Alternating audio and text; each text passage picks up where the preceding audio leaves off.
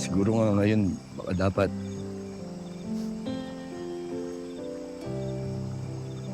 piliin mo na muna yung sarili mo. Kung, kung saan ka mas magiging komportable. Alam mo ba, bakit naniniwala ako?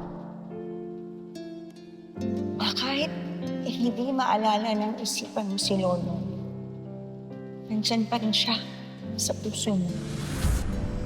Salamat sa pag-aalala mo sa akin, Lolong. Pero,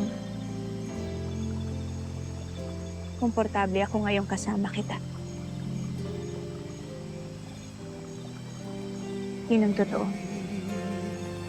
Giliw, huwag mo sanang isipin, ikaw ay aking lilisanin.